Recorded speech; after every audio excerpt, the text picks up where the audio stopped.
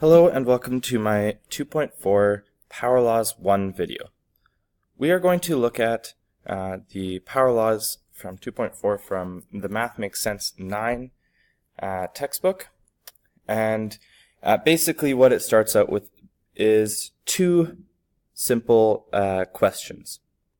And they're only simple if you actually know these two laws. So we're going to go through it. So if you have 8 to the 3 times 8 to the 2, what does that equal?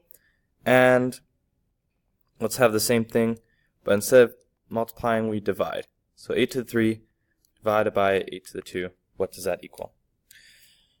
So this power law is just that if we have multiplication, then you end up having to add them. So then it's 8 to the 3 plus 2, which is 8 to the 5. Okay? So if you, here maybe I'll write that in red here. So if you multiply, then you add. Okay? And if you are dividing, I'm just going to write it in a slightly different way as well, just in case you see it this way.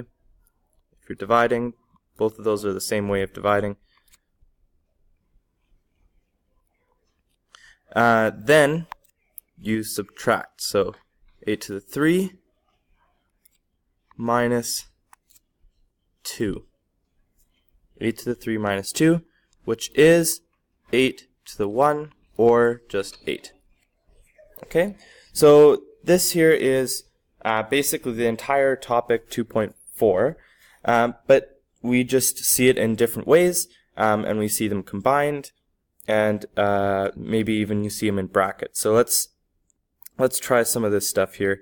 2 to the 4 times 2 to the 2 divided by, this is basically the most complicated it could get. 2 to the 3 times by 2 to the 5. Well, no, let's make it a smaller number. Let's go with 2 to the 2 again. Okay, so this is basically the same thing, except now you're having to think about order of operations and then do it in that order. So first you do what's inside the brackets. So at the first bracket we have 2 to the 4 times 2 to the 2, which would be instead 2 to the 4 plus 2, and then the whole thing is divided by what's inside the next brackets, which is 2 to the 3 times 2 to the 2, so here it's plus 2. So 2 to the 3 plus 2. Okay, getting a little bit simpler. Let's do it again, or like simplify it down a little bit more. So 4 plus 2 is 6, divided by 3 plus 2 is 5. Okay, good. Another way we could see it is 2 to the 6 over 2 to the 5. Whichever one makes you feel more comfortable. I personally prefer fractions because that's how it shows up more in the future, and it makes brackets a little bit more simple. And I'll show you why in a second. So 2 to the 6 over 2 to the 5.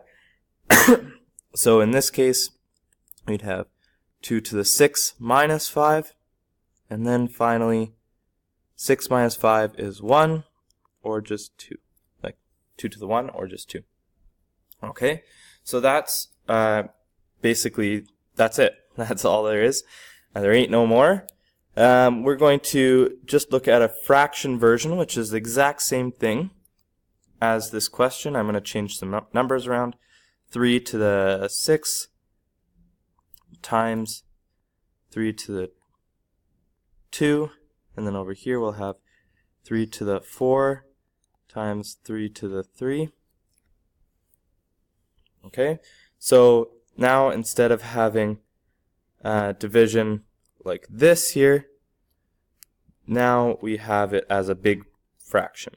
And so now you have to do what's on the top first, and then what's on the bottom, and then you divide. So it's kind of like having those brackets. It's the exact same format as this one, but just written slightly differently. So first we do what's on top. 3 to the 6 times 3 to the 2, so it's 6 plus 2. 3 to the 4 times 3 to the 3, so it's 4 plus 3. Okay, it's a little bit more simple. Let's simplify it even more. 3 to the 6 plus 2, 6 plus 2 is 8. 3 to the 4 plus 3 is 7.